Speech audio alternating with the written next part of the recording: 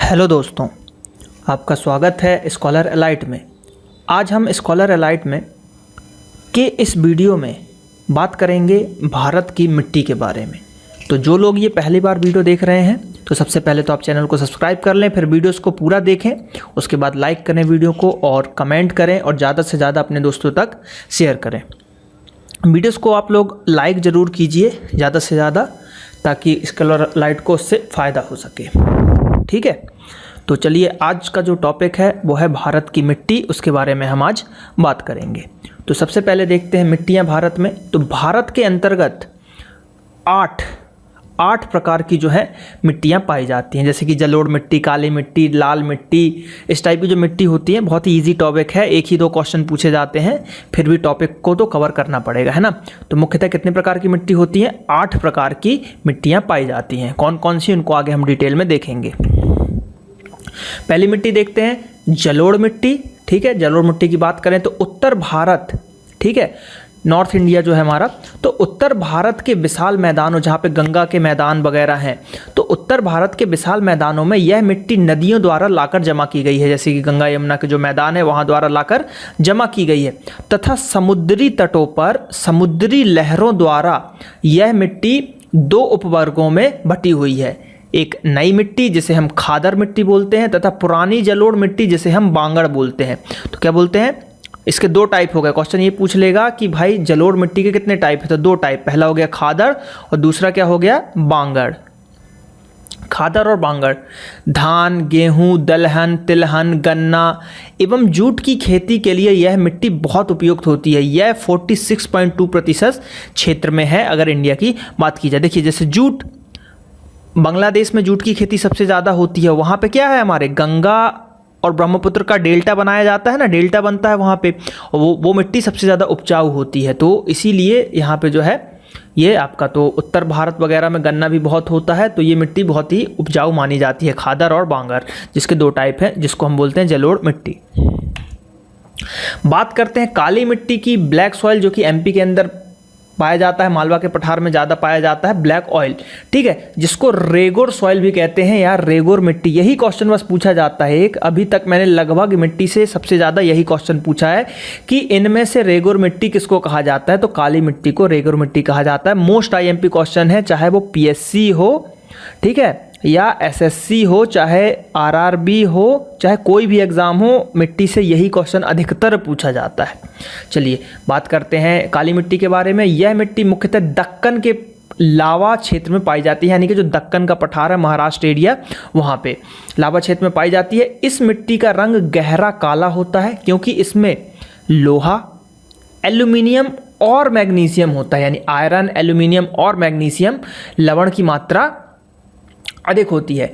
इस मिट्टी के कण घने होते हैं, जिसके कारण नमी धारण करने की क्षमता अधिक होती है, यानी कि इसके कण जो है घने घने होते हैं, डेंस रहते हैं, तो नमी यानी कि पानी वगैरह सोखने की क्षमता ज़्यादा होती है। इसका क्षेत्र महाराष्ट्र, गुजरात, मध्य प्रदेश, कर्नाटक, आंध्र प्रदेश में फैला हुआ है। जैसे मध्य प्रदेश में बात करें तो मालवा का पठार और महाराष्ट्र में जो है दक्कन का पठार, तो फिर है ही दक्कन का पठार। तो यहाँ पे जो है काली मिट्टी की अधिकता पाई जाती है। यह मिट्टी कपास की खेती के लिए, दक्कन के पठार में कपास का ही सबसे ज़्यादा वो किया जाता है। लोग सबसे ज़्यादा मतलब क्वेश्चन यही पूछा जाता है, कपास की खेती के लिए इनमें से कौन सा पठार उपयोगी है, तो दक्कन का पठार आंसर होता है। ठीक, तो कपास की फसल के लिए अच्छी होती है, यानी काली मिट्टी पे जो है ना कपास बहुत अच्छी पाई जाती है या उगाई जा सकती है। तो काली मिट्टी से 2 फैक्ट निकले कि कपास काली मिट्टी पे होता है, दक्कन के पठार में लावा क्षेत्र में पाई जाती है मिट्टी, और रेगोर मिट्टी भी इसी को कहा जाता है। तो इन पॉइंट्स को आप याद रखिएगा। चलिए लाल मिट्टी की बात करते हैं, रेड सॉइल की बात करते हैं। तो इसका निर्माण जो है सुवेदार आग्नेय शैलों से हुई है। किससे हुई है? आग्नेय शैलों से। तो ये क्वेश्चन पूछा जाता है, ये मैंने कई एग्जामों में देखा है, मेरे स्टूडेंट भी पूछते रहते हैं कि सर ये आग्नेय शैल से कौन सी मिट्टी आई है। तो रेड सॉइल जो है आग्नेय शैल से मतलब जो है निर्माण या विखंडन होके जो बना हुआ है। कौन सी?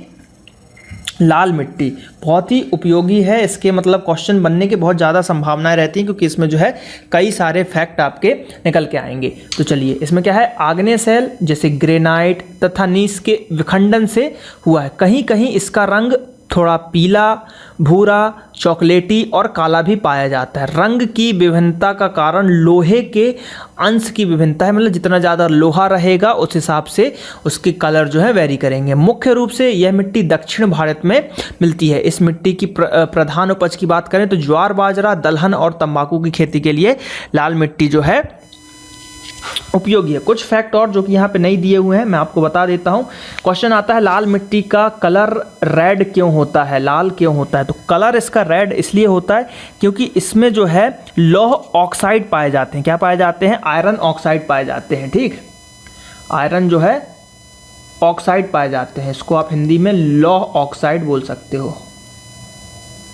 ठीक, लौह ऑक्साइड या आयरन ऑक्साइड मिट्टी में पाए जाते हैं। और यह मिट्टी जो है ना अम्लीय प्रकार का, एसिडिक होता है, अम्लीय प्रकार का होता है।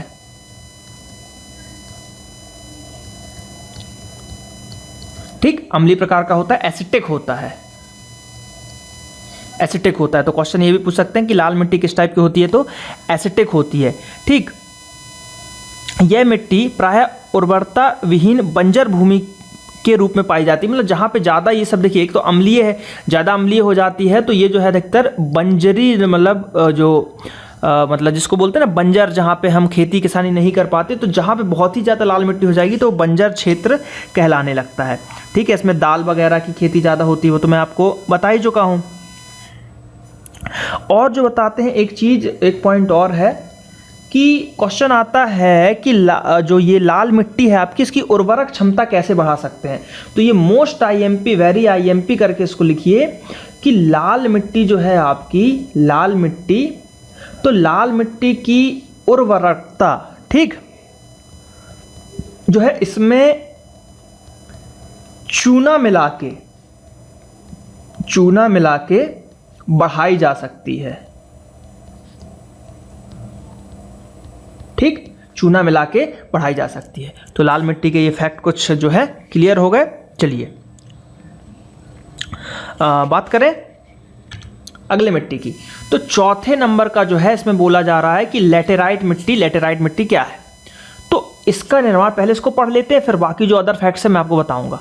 इसका निर्माण मानसूनी जलवायु के विशेष लक्षण, आर्द्र एवं शुष्क मौसम के क्रमिक परिवर्तन के कारण निश्चालन की प्रक्रिया, ठीक है, के द्वारा होता है। इसमें सिलिका की कमी होती है। इसमें लोहा तथा एल्यूमिनियम अधिक मात्रा में पाया जाता है लेटेराइट मिट्टी में। ऊंचाई वाले क्षेत्रों में मिलने वाली लेटेराइट निम्न क्षेत्र में पाई जाने वाली लेटेराइट की तुलना में ज़्यादा अम्लीय होते हैं, यानी कि ये भी एसिडिक होता है, यानी कि ऊंचाई वाले हिस्से में जो पाए जाएंगे वो जो है ज़्यादा अम्लीय होंगे, मतलब ऊंचाई वाले में पाए जाने वाले लेटेराइट की तुलना में ज़्यादा अम्लीय होते हैं।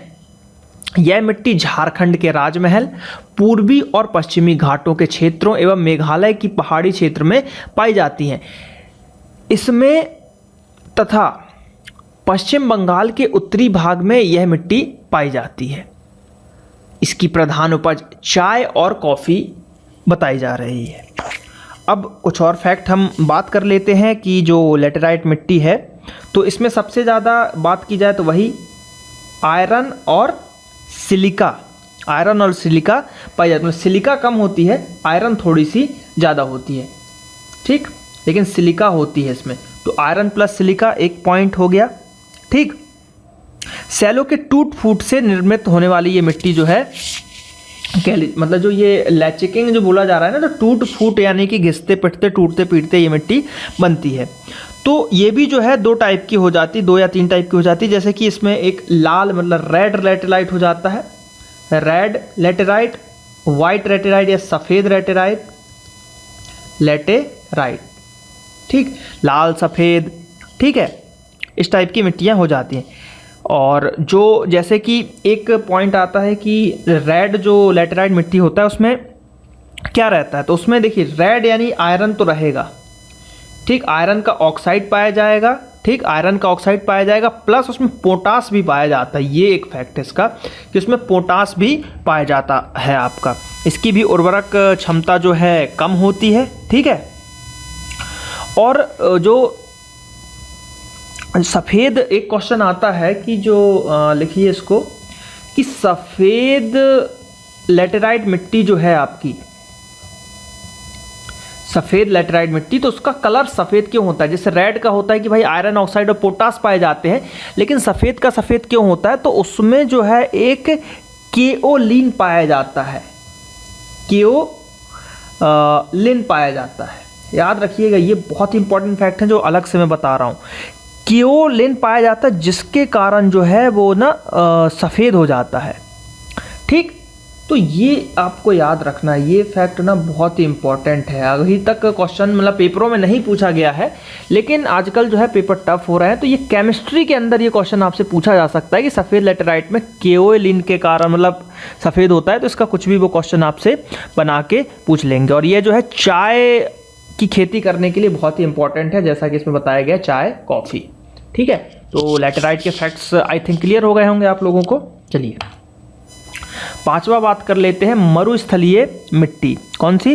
मरुस्थलीय मिट्टी की बात कर लेते हैं, डेजर्ट सॉइल। देखिए बाकी जो इंपॉर्टेंट चार थे तो वो मेनली क्लियर हो गए हैं। ठीक है, अरावली श्रेणी के पश्चिम में यानी कि राजस्थान की बात हो रही है। जलवायु की शुष्कता तथा भीषण ताप के कारण नंगी चट्टानें विखंडित होकर ये मिट्टी बनाती है। यह मिट्टी राजस्थान तथा हरियाणा के दक्षिण पश्चिमी भाग में पाई जाती है। इसमें सिंचाई की उपलब्धता के द्वारा कृषि का कार्य संभव हो सकता है। ठीक है, डेजर्ट सॉइल सिंपल है। बात करते हैं छठवें नंबर की, तो वन एवं पर्वतीय मिट्टी। तो इस प्रकार की मिट्टी अधिकांशतः वनों एवं पर्वतीय क्षेत्रों में मिलती है। ये मिट्टियाँ उन क्षेत्रों से घेरती है या घिरी हुई रहती हैं जहां या तो पर्वतीय ढाल हो या वन्य क्षेत्र में घाटियां हों। इसमें जैविक पदार्थों तथा नाइट्रोजन की अधिकता होती है। ये फैक्ट जो है आपका आईएमपी हुआ कि वन एवं पर्वतीय मिट्टी में किस चीज़ की अधिकता होती है? तो नाइट्रोजन की अधिकता होती है। यह हिमालय के पर्वतीय भागों, तमिलनाडु, कर्नाटक, मणिपुर आदि जगहों पर मिलती है। तो ऊंचाई वाले जगहों पे ही मिलेगी जहाँ पे पठार वगैरह है। सातवें मिट्टी लवणीय और क्षारीय मिट्टी। ठीक है, क्षारीय भी होती है, देखिए अम्लीय होगी तो क्षारीय तो होगी मिट्टी। जो पीएच स्केल होता है हमारा, बेस पॉइंट से ऊपर वाली चीज़ें क्षारीय, बेस पॉइंट से नीचे वाली मतलब 7 से नीचे वाली अम्लीय, 7 से ऊपर वाली क्षारीय है ना। 7 न्यूट्रल होता है आपका। ठीक, ये एसिड हो जाता है और यहाँ पे जो है एल्कलाइनिक हो जाता है। तो ये अनुवर एवं अनुत्पादक रेह, ऊसड़, कल्लड़ के रूप में भी जानी जाती है। मिट्टियाँ अपने में सोडियम, कैल्शियम, मैग्नीशियम समाहित रखती हैं। उत्तरी भारत के सूखे एवं आर्द्र सूखे क्षेत्र, पंजाब, उत्तर प्रदेश, हरियाणा, राजस्थान तथा बिहार के ऐसे कुछ हिस्सों में ये मिट्टियाँ पाई जाती हैं। ठीक है, बात करते हैं पीट या जैविक मिट्टी। तो उच्च घुलनशील लवण एवं जैविक पदार्थों से युक्त पीट मिट्टी केरल के अल्पी व कोट्टायम जिले, बिहार के पूर्वोत्तर भाग, तमिलनाडु, उत्तर प्रदेश तथा पश्चिम बंगाल के कुछ क्षेत्रों में मिलती है। तो मेन केरल वाला फैक्ट रखना है कि वो ये क्वेश्चन पूछा जा चुका है एक बार कि केरल में मतलब इनमें से पीट या जैविक मिट्टी किस क्षेत्र में पाई जाती है। तो केरल ऑप्शन में आपको मिलेगा, तो केरल ही आपको लगाना है, केरल आपका आंसर सही जाएगा। ठीक है, ये 8 पॉइंट हो गए। इस प्रकार की मिट्टी मेन जो शुरू के 5 थे, लाल मिट्टी, जलोढ़ मिट्टी, लेटेराइट मिट्टी। ठीक है, ये वाले जो हैं आपके बहुत ही इंपॉर्टेंट थे। कौन कौन से? जलोढ़ मिट्टी, काली मिट्टी, लाल मिट्टी, लेटेराइट मिट्टी। ठीक है, इस टाइप की जो ये मिट्टी थी, क्षारीय वगैरह, ये सब जो आपकी इंपॉर्टेंट हो जाने वाली है मिट्टी।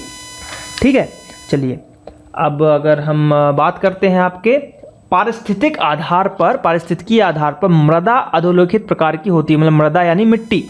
तो पारिस्थितिकी प्रकार पे देखें तो पहला पॉइंट है अवशिष्ट मिट्टी। तो अवशिष्ट मिट्टी जो मिट्टी बनने के स्थान पर ही पड़ी रहती है उसे अवशिष्ट मिट्टी कहते हैं। यानी कि जो मिट्टी जहां बनी वहीं पे पड़ी है तो उसको अवशिष्ट बोलते हैं, अवशिष्ट पदार्थ बोलते हैं ना। तो अवशिष्ट मिट्टी जो जहां बनी वहीं पड़ी है। दूसरा वाहित मिट्टी। तो वाहित मिट्टी क्या है? ट्रांसपोर्टेड सॉइल, यानी कि यह मिट्टी बनने वाले स्थान से बहकर आई हुई मिट्टी होती है। यानी कि नदी तालाब में बनी और नदी के रास्ते भैया बनी हिमालय पे, लेकिन नदी से बहते बहते उत्तर प्रदेश में आ गई तो यहाँ पे जम गई, तो इसको बोलते हैं वाहित मिट्टी। जलोढ़ मिट्टी तो पढ़ा ही हमने, जो मिट्टी जल द्वारा बहकर दूसरे स्थान पर पहुंचती है उसको जलोढ़ मिट्टी कहते हैं। बातोड़ मिट्टी, जो मिट्टी वायु द्वारा उड़कर एक स्थान से दूसरे स्थान पर पहुंचती है उसको बातोड़ मिट्टी बोलते हैं। सेल की बात करें, देखिए ये जो मैं बता रहा हूँ ये आपको मेंस में काम आएगा। मान लीजिए उसने बोल दिया कि परिस्थिति के आधार पर मिट्टी को समझाइए, तो वहाँ पे ये पॉइंट आप लिखेंगे ना तो आपका एग्जाम जरूर निकलेगा। तो ये मेंस के भी टॉपिक कवर हो रहे हैं आपके। सेल या मालवा मिट्टी, तो जो मिट्टी पृथ्वी के आकर्षण के द्वारा दूसरे स्थान पर पहुंचती है, पृथ्वी के आकर्षण यानी पृथ्वी के ग्रेविटी के कारण जो मिट्टी एक स्थान से दूसरे स्थान पर पहुंचती है ना, उसको हम सेल या मालवा मिट्टी बोलते हैं। तो ये मिट्टी के हमने आज क्लियर कर दिया। आपका जो मिट्टी का सेक्शन था भारत का वो यहाँ पे समाप्त होता है। ठीक है, तो अब आप लोगों का काम है, मैंने अपना काम कर दिया। आप लोगों का काम ये है कि वीडियोस को ज़्यादा से ज़्यादा देखिए, चैनल को सब्सक्राइब कीजिए। ये हमारा फेसबुक पेज है www.facebook.com/scholarlight, इसको भी ज़्यादा से ज़्यादा लाइक कीजिए। ठीक है, वीडियोस पे कमेंट कीजिए और यहाँ पे आप जो है नेक्स्ट और प्रीवियस वीडियो का लिंक आपको मिल जाएगा, तो देख सकते हैं। तो आप जियोग्राफी के पूरे पार्ट्स को देखिए, चैनल को ज़्यादा से ज़्यादा सब्सक्राइब कीजिए। और भी चैनल पे बहुत सारे वीडियो हैं, आप सभी वीडियोस को देखते रहिए और फ्री एजुकेशन का लाभ उठाते रहिए। चलिए मिलते हैं नेक्स्ट वीडियो में। Thank you.